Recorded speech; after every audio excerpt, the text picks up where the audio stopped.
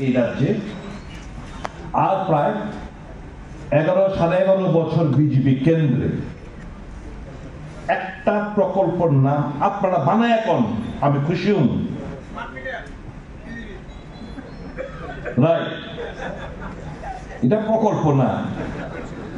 একটা প্রকল্প নাই যেটা বিজেপি করছে নাম পাল্টাইছে গ্রামীণ বিদ্যুতীকরণ তার নামে ছিল কংগ্রেস রাজীব গান্ধী গ্রামীণ বিদ্যুতীকরণ যোজনা নাম পাল্টায় কি করছে দীনদয়াল উপাধ্যায়ের নাম করছে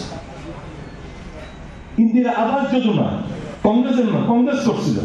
এখন কি করছে নাম পাল্টেছে প্রধানমন্ত্রী গ্রামীণ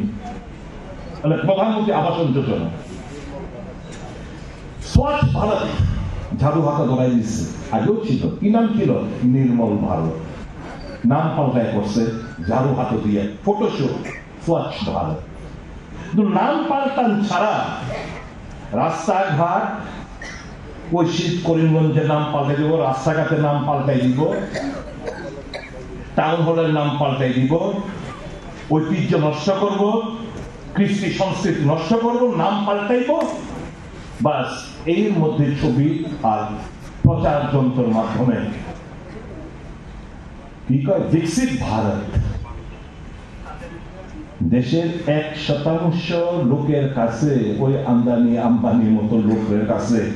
দেশের 40% জিডিপি তারপরে কয় বিকশিত ভারত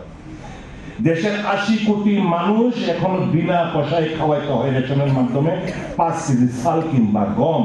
তারপরে কয় বিকশিত ভারত দেশের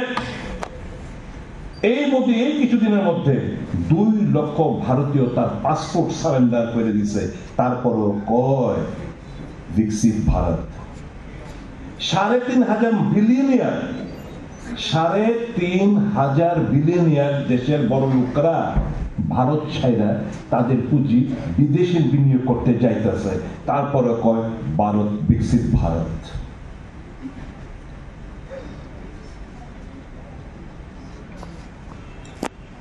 মন্দির মসজিদ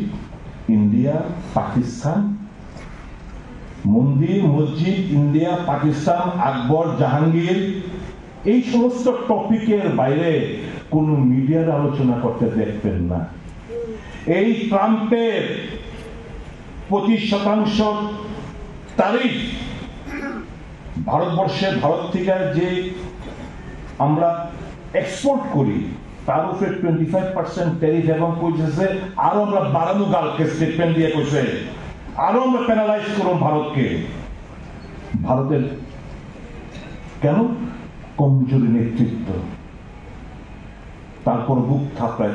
हाँ मैं अकेला सब पर भारी एक अकेला देश को बर्बाद करने में तुम लगे हुए हो एक अकेला तुम देश पे भारी पड़ चुके हो